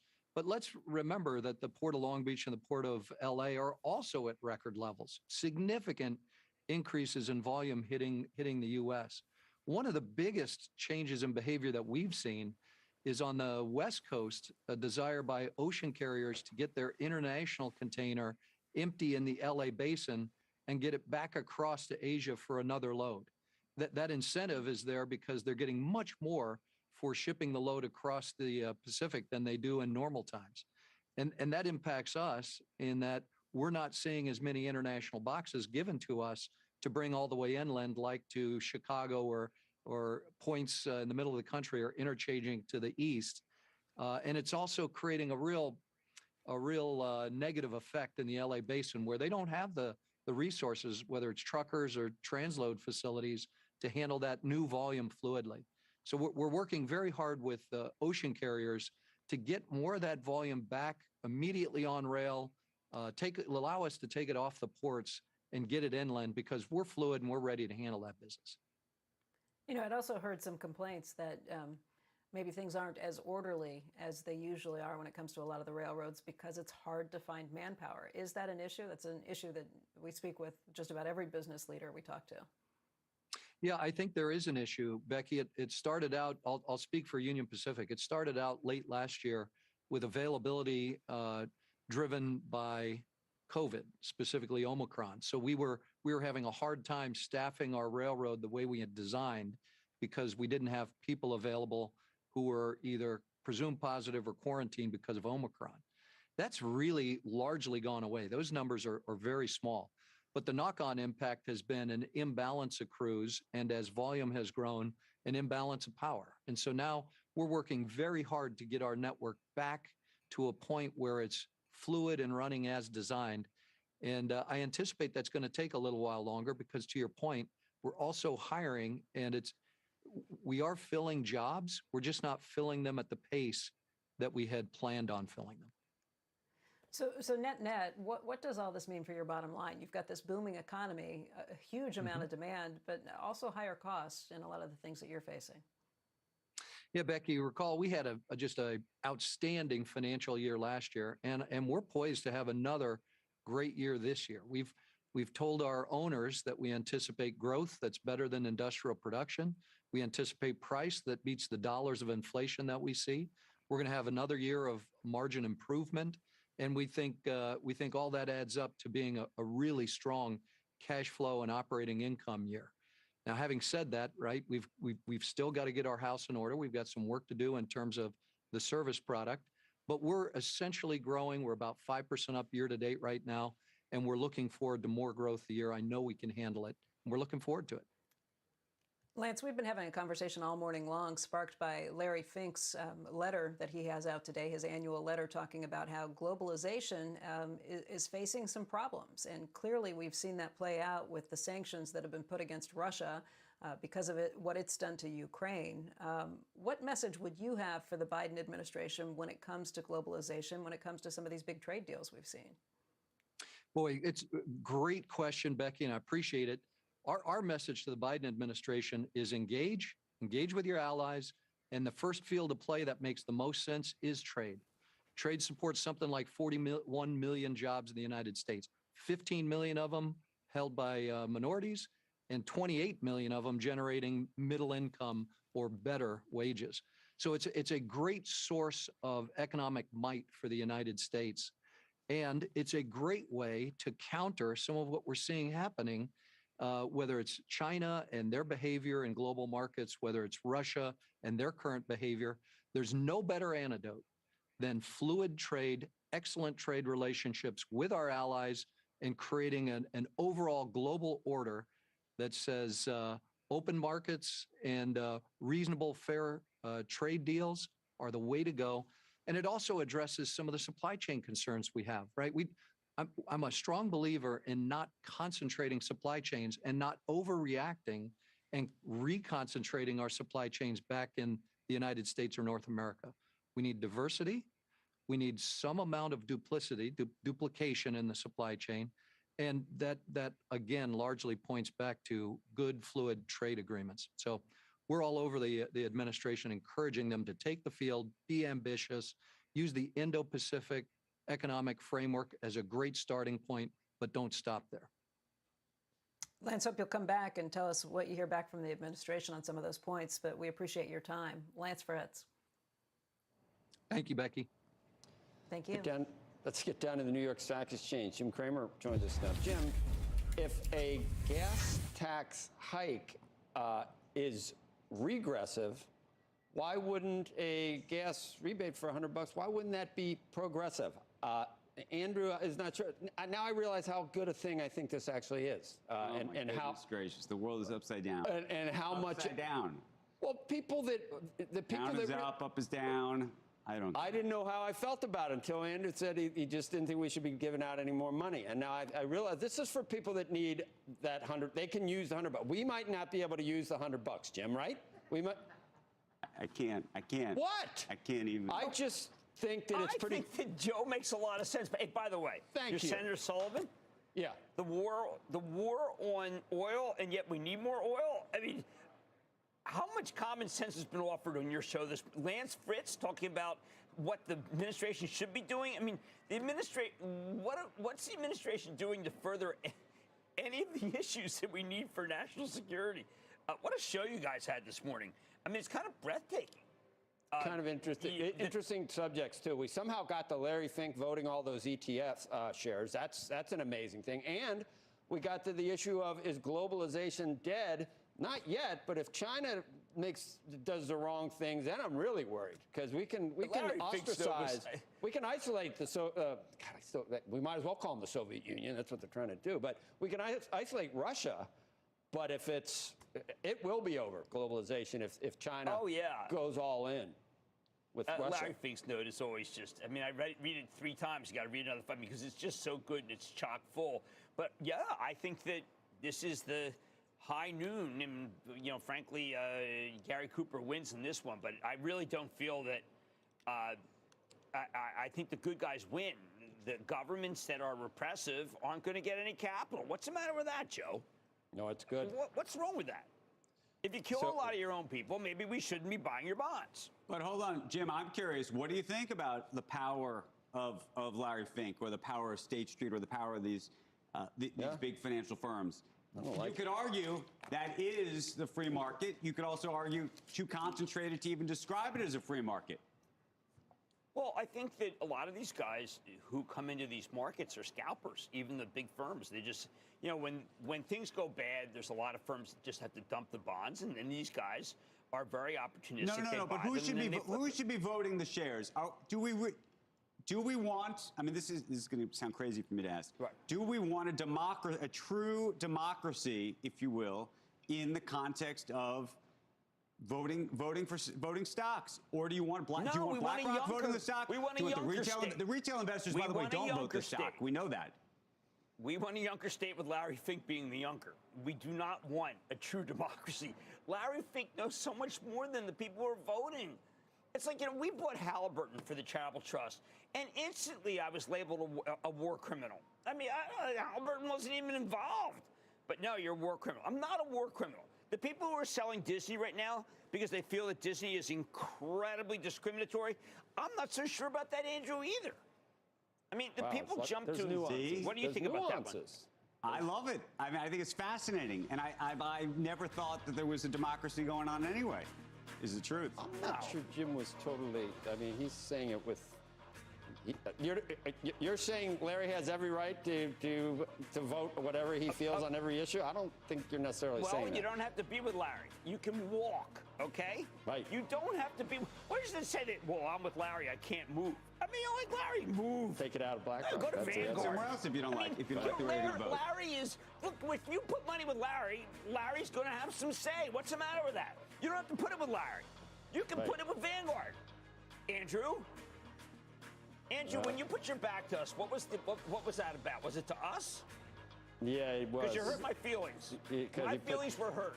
Because he doesn't want a progressive. It was more that I couldn't. Don't want a progressive gas. I couldn't fathom what was happening. You like regressive. Just tell me that it wasn't against me, Andrew. It wasn't about you. It was I'll no. take a 3-day weekend. Joe, is it ever about? I mean, Joe. I called him Jonas. So you got to really.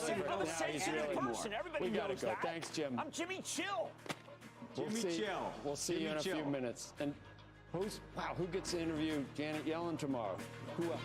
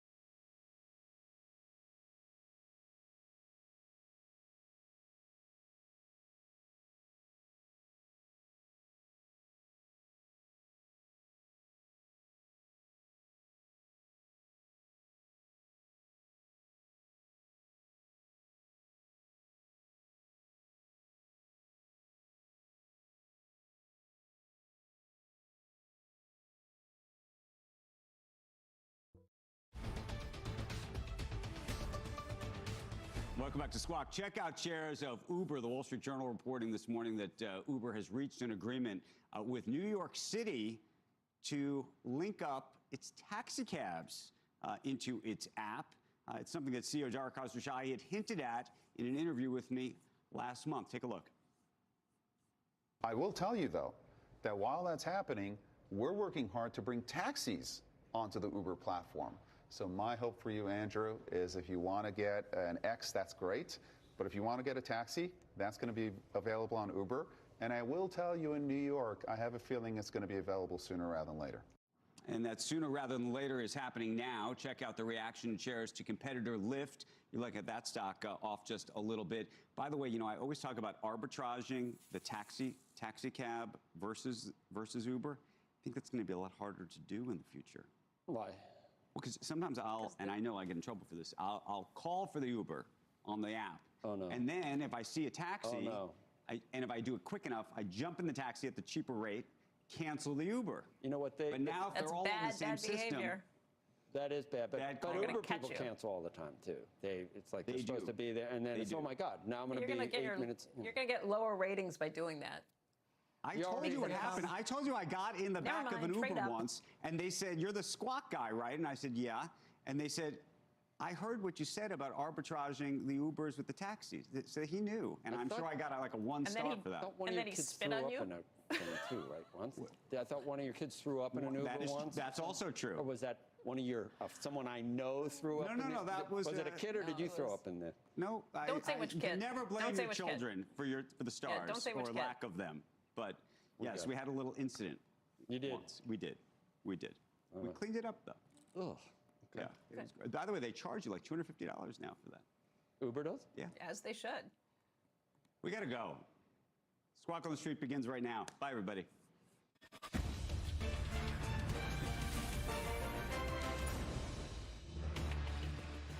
Good Thursday morning. Welcome to Squawk on the Street. I'm Carl Quintanilla with Jim Cramer. David Faber has the morning off. Stocks look to get back some of Wednesday's losses as this extraordinary NATO meeting takes place with the president in Brussels. I got more eco data and Fed speak. Jobless claims, lowest level since 1969 today. Our roadmap begins with BlackRock's Larry Fink saying it is the end of globalization. Airline CEO is urging the president to lift those COVID mask mandates. And as Andrew just said, Uber surging after reaching a deal to list all New York taxis on its app. We've got some details. We will start with the markets, though, as the president and NATO leaders gather in Brussels amid the Russia-Ukraine conflict. We're expecting a host of policy initiatives, Jim, but the main one's going to be more commitments that the EU is seeking, and NATO, for Europe, specifically LNG. Yeah, I think that we really have to start understanding the way the LNG market works. The swing vote for LNG you'd think would be us, but the president has appointed people in FERC. And by the way, Senator Sullivan talked about this. FERC has got this thing, environmental justice, which basically says, look, guys, don't you build any more pipelines to the southeast that might be turned into LNG, because we're very concerned about the siting of pipelines. So a lot of the oil and gas companies in our country are saying, wow, you know what, we're not going to produce anymore or build any more LNG. So what the president has to do is kind of just give some direction to the oil companies that it's safe to be able to build pipe. But they've done the opposite. And it's very confusing. I feel bad for the oil companies. I know most people don't, but they don't know what to do. And yet the president's saying, we'll give you more LNG, but there is no more LNG. Yeah. All the for the next couple of winters. Interesting, Dallas Fed did a survey yesterday of oil executives, and they asked, what's the main reason why production isn't increasing at these prices? And the number one reason was investor demand for capital discipline. Government regulation was last. Right. Well, I mean, I just say for LNG. In terms of drilling, yes, the drilling peak was in March of 20 at 13 million. But if you talk to Pioneer, I love talking to these companies. Pioneer, if you talk to Moncrief at Devon, who was the beginning of this. If you go to EOG, which was downgraded to, I thought that was a needless downgrade, Diamondback, they all say the same thing, which is that Wall Street has told us no more. No more. Stop it with the drilling. Give us the money back. Give us special or variable dividends. And all these companies have drilled wells, but they're not taking the oil out of them, because they just say, listen, we're going to obey Wall Street. And it's really helped their stocks. Meanwhile, we'll look for more initiatives. It does look like Germany, at least, is going to try to give some rebates to consumers and companies to make up for some of these energy costs, maybe keeping their coal plants open a little bit longer than they thought. Well, there's a lot of people, but Angela Merkel gets no criticism. But the fact is that the speed with which they went green is one of the reasons why it's so difficult to challenge the Russians. We don't talk about that enough. A lot of it we just say is, well, they've got nukes.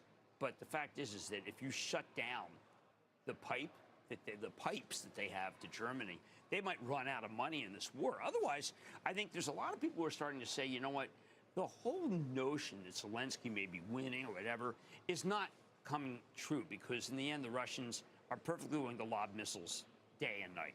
And at a certain point, you can get a Grozny situation where in Chechnya, where Putin destroyed the whole city and then declared victory. And you certainly don't want that. Grozny's one-tenth of the size. But I think there's a lot of people who are starting to worry that if NATO doesn't step up with more weapons, this thing could get really, really ugly. Well, we did get more weapon supply yesterday from the UK, right. From Sweden, right? I mean, we're a long way. It was a month ago tomorrow, or I guess today, really, in which we thought Kyiv was 72 hours away from being run over. That's true, but Biden blocked the MiGs. What they need is planes. because in order to take out the artillery, you need planes. You can take them out with some of the with the Switchblade 600 from Aerial Environment, and we're not giving them that. I mean, it's the United States has to give them stuff to stop the artillery. The Russians are famous. Even the Nazis were defeated by their artillery. They're famous for just wholesale destruction. I mean, look, the port city that they're going after, that's a Russian city. There's the Russian-speaking people. But Putin shows no mercy whatsoever. We'll watch it. Meantime, you mentioned ESG. It sort of dovetails with this letter from Larry Fink about the end of globalization. The Russian invasion of Ukraine has put an end to the globalization we've experienced over the last 3 decades. Howard Marks as well, talking about rather than the cheapest, easiest, and greenest sources of energy, let's say, they'll probably be more of a premium put on the safest and surest. Look, I think Larry's great, Howard Marks great. I just wish that someone would say, okay, we're going to do a new kind of investing. If you're committing genocide, we're not going to invest in you. I mean, in none of these do they ever say point blank the reason why we can't. Then they talk about war, Russia and war. But how about, listen, if you kill your own people, we're actually going to blacklist you. Now, the MSCI, they could do it. But no one seems to relate killing people with investability. War, yes, and globalization, yes, but I think it's a question of, look, if you murder people, we're not going to invest in you, and if you don't, we will invest in you. So it's not the end of globalization, it's the end of reckless globalization, and I think that that's what they have to start saying, reckless globalization. So the difference between Ukraine and the Uyghurs, for example, in China is what? Sovereign nation, sovereign status that's violated? Well, I don't think there's any difference. I think both places commit genocide, and therefore are not investable. But look, I tell you, I'm a throwback. I bet you President Eisenhower would agree with me. President Johnson. I think President Nixon would agree with me, for heaven's sake. If you're out there doing things that not crimp civil rights, but kill people, maybe you shouldn't be investing in them. I mean, this is the General Motors versus Ford debate when an FDR came to both of them and said, look, we need you to make tanks. And GM said, where and when? And Ford said, you know what, we invest in Germany. We're not going to do that. Well, I mean, I think that I have a GM attitude. I don't have a Ford attitude. Right. Well, certainly yesterday in France, they did lean on the likes of Nestle, for example, Renault, to finally just pull the plug. I mean, as much as you can. Right. Well, Jeff Sonnenfeld's on a list of who's playing ball and who's not. It needs to be updated. But I mean, you saw so many companies in the last few days just say, you know what, we're not going to be involved. But at the same time, the Germans take that natural gas. Germany, they got to get those coal plants open. I wish they could recommission the decommissioned nukes. But apparently, my sources who do nukes saying that's just not possible. Right. That when you take a nuke out, it's out. Meanwhile, the Russian stock exchange reopens today with some limited trading. Short selling is banned, of course, and some discussion this morning of state welfare funds trying to add to the buying over there. There again, it's globalization.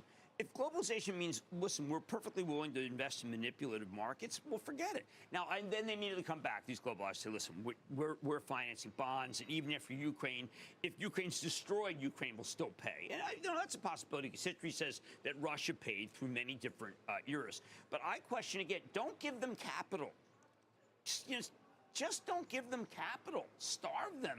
But most of these funds are opportunistic, and they feel, you know what? Our mission is to invest everywhere, or else people wouldn't give us the money. And I think that that's always the easy out. It's like, you know what? I don't like genocide, but the people who give us money don't care about genocide. And I am saying that someone should be a steward of capital and say, we're not going to go into manipulated stock markets, and we're not going to go into countries that kill their own people. That, by the way, there's 200 countries, most of them don't kill their own people. I mean, it's not, in other words, it's not really that much of a limiting principle, but they make it sound like it is. Right. And then just to top it all off, we do have this, the reports of this North Korean ICBM test, first one since, in about 4 years. Yeah. 2017. And they talk about being opportunistic. They know the world's distracted right now. Yes, they do, and they are a force of evil, and sound like Reagan. And I do think that they are taking advantage of it. Look, a lot of people feel that all this is happening because of the way our country left Afghanistan. And I don't think that's necessarily the right wing or the left wing. I think there's a recognition that that wasn't necessarily the way to leave because it's given a lot of openings for this kind of action. And by the way, that was the same in '74 in Vietnam. We always think that like this is the first time. No, I mean, when the United States leaves in a fashion that is disorderly, then there are countries that take advantage of it.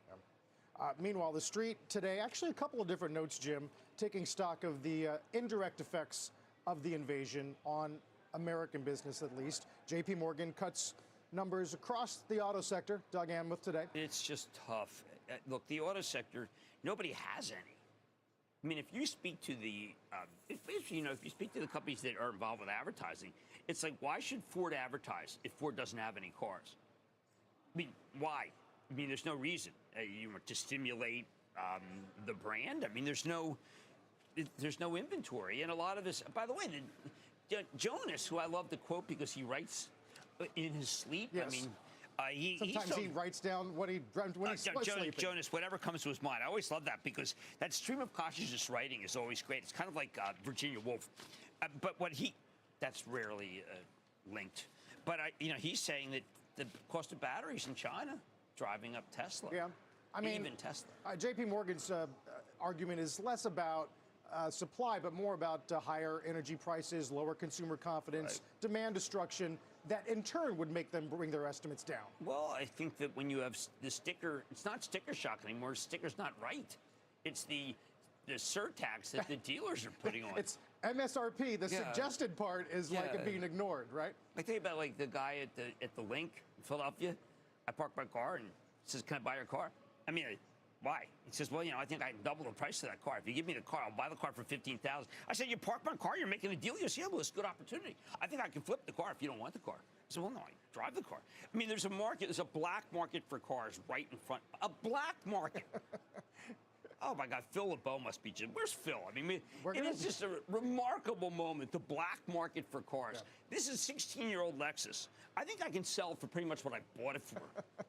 We're going to talk about that later on, and we'll see Phil, I think, because a group of airline CEOs has sent a letter to the president urging the White House to lift pre-departure COVID testing requirements and the federal mask mandate on flights and airports. The CEO of Alaska Air among the leaders who signed on to the letter, and he made the case for scrapping the mandate with Phil earlier on Squawk. It's always funny because when you speak to when you look at the pandemic, 4 variants, we've learned a lot, and you look at the vaccinations, the progress in vaccinations, people getting getting COVID and natural immunity. I think we're in a place, as a society where I think we can make that leap. So we feel confident as an airline, again, just in terms of, what we feel is the safety on board our airplanes and the quality of the air. We feel good about making that request. Said he has a limited appetite right now for M&A, and they are going to trim capacity given where fuel prices are. Well, look, they can charge anything. I mean, people want to travel so badly. It is funny that the airlines were always safer. The air circulates so quickly, but no one bought that one because when you exported from China, as President Trump would say, it came through planes, but it was not on board. I mean, it's a safer place than, say, a cruise line, but it doesn't matter. Right now, people want to travel, and mask or no mask. And I think everyone's kind of gotten around the mask rule by ordering Diet Coke. As we said, the endless sipping of the Diet Coke. I mean, look, it is something that's daunting because it reminds you. And anything that reminds you of the pandemic makes you less likely to, say, travel. But has anyone been on a flight that wasn't extremely full? I mean, I think you can take a flight to some of these cities that, like I flew once to Erie. I've since I was the only person on the plane. Yeah, that's going to be interesting in the coming weeks, and we'll hear what Stefan Bancel said this morning about BA2. Right. It is coming. Everybody sort of accepts that. But whether or not it really dings discretionary spending, it's hard to tell. Mobility right now in the UK has not been affected by their wave. I mean, look, American Express is having an unbelievable travel period. Booking, BKNG, amazing. Look, Airbnb. People are cooped up and they feel safe because they've been vaccinated. Now, the unvaccinated people who feel safe, I think that's a false sense of security But if you're vaccinated, I think it's like have vaccinated will travel. I was just saying, we've been working at this desk for, it'll be a year in June, where for the most part, we've been able to operate, you know, during some periods with masks, but mostly without. Yeah. I mean, I got Omicron, and I didn't know I had it. And the next day, I didn't have it, but I tested positive for like a week. And so I had to stay at home, much to the irritation of my wife. Yes. Oh, you're still here. Jeez, can you test positive, please? Test negative. I just need you out of me. You got to get out of the house. Yeah. Well, we'll see what happens clearly with the transports and global activity. But it's so up today. I mean, isn't it quizzical with interest rates just, just soaring? But there is, and remember, I said upside bias to after a 50% retracement. Upside bias. Right. 21 out of 21 times since 1929. Right. Thank you, Larry Williams. As we continue to circle around 4,500 here this morning, I do have some breaking news out of the NATO summit. Our Kayla Tausche's in Brussels with details. Good morning, Kayla.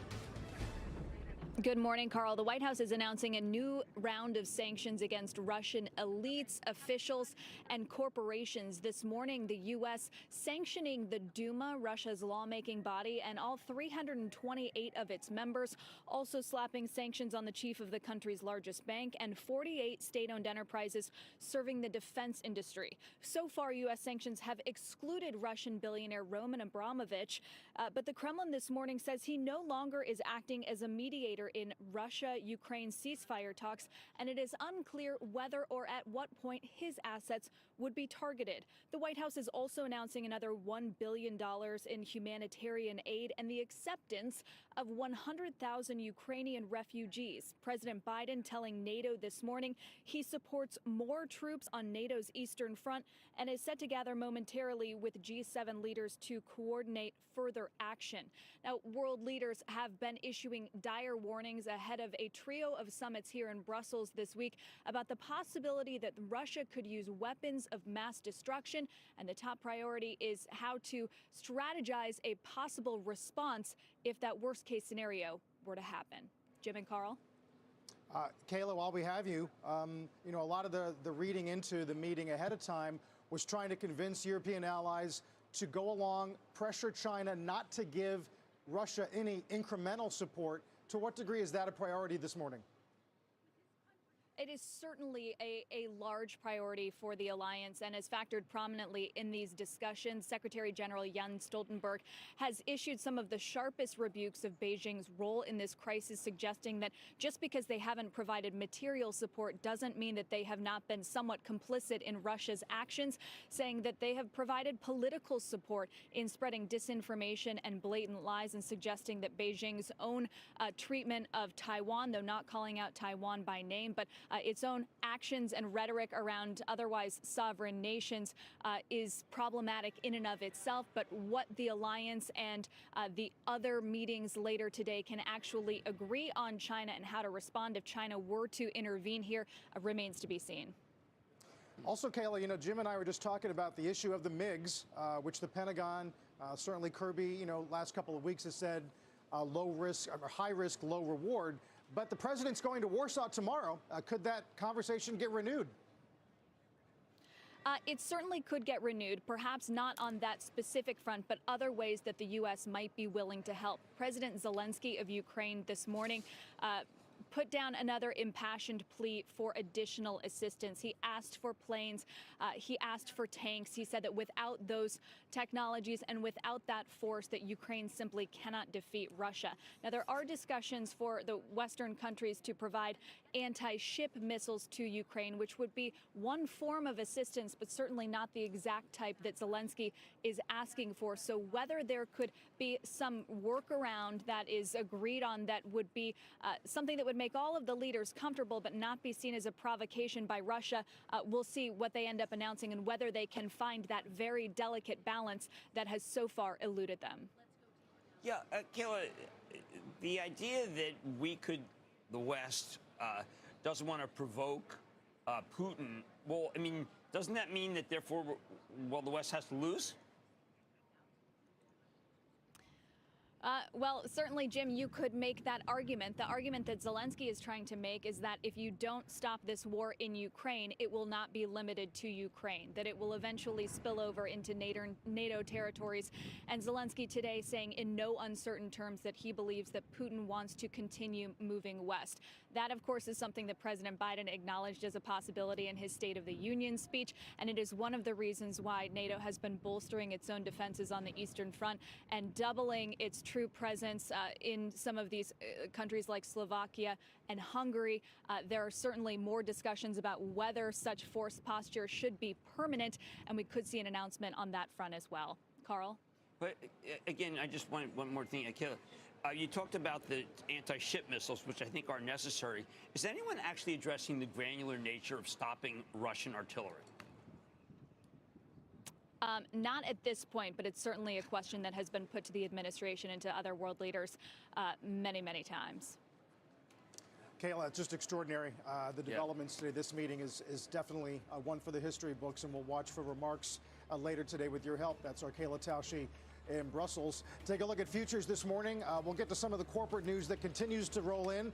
Darden, for example, Alaska Air, as we said, KBH, along with some Fed speak. Kashkari talking about why he has changed his tune so dramatically in the last 6 months. Don't go away.